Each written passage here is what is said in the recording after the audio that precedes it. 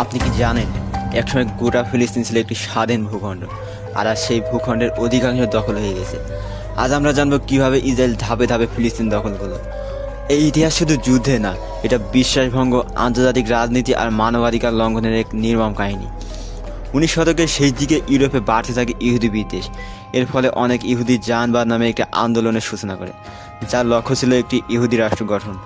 তাদের পছন্দের জায়গা ছিল ফিলিস্তিন, কারণ এটি ছিল ঐতিহাসিক ও ধর্মীয়ভাবে গুরুত্বপূর্ণ।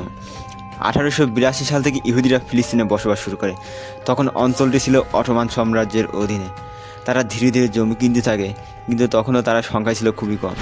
প্রথম বিশ্বযুদ্ধের সময় ব্রিটিশ সরকার ফিলিস্তিন নিয়ে 3 ধরনের প্রতিশ্রুতি দেয়।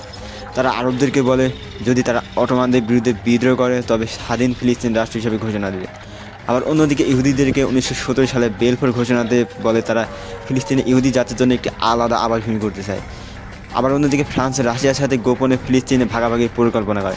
এই প্রতারণার ফলে যুদ্ধ শেষে 1918 সালে ব্রিটিশরা ফিলিস্তিন দখল করে নেয় এবং ম্যান্ডেট নামে শাসন শুরু করে। 1920 থেকে 1948 সাল পর্যন্ত ব্রিটিশ শাসনের সময় ইউরোপ থেকে হাজার হাজার ইহুদি ফিলিস্তিনে চলে আসে। বিশেষ করে জার্মানির নাৎসি বাহিনীর অত্যাচারের সময় এই সংখ্যাটা আরও বেড়ে যায়। এতে ফিলিস্তিনিরা আরও বিক্ষুব্ধ হয়ে যায় এবং তারা তাদের জমি হারাতে থাকে এবং বেকার হয়ে পড়ে। 1936 থেকে 1939 সালে বড় ধরনের ফিলিস্তিনি বিদ্রোহ হয় এবং ব্রিটিশরা সেই বিদ্রোহ দমন করে। এর ফলে ইহুদি বসতির সংখ্যা আরও বেড়ে যায়। 1947 সালে জাতিসংঘ ফিলিস্তিনকে 2 ভাগে ভাগ করার প্রস্তাব দেয়। 55% জমি ইহুদিদের আর বাকি 45% জমি আরবদের। অবাক করার ব্যাপার হলো তখন ফিলিস্তিনের 67% মানুষ ছিল আরব, তবু ইহুদিদের বেশি জমি দেওয়া হয়। ইহুদিরা প্রস্তাব গ্রহণ করলেও আরবরা তা প্রত্যাখ্যান করে। ফলে শুরু হয় গৃহযুদ্ধ। 1948 সালের 14 মে ইহুদিরা ইসরায়েল নামে রাষ্ট্র ঘোষণা করে।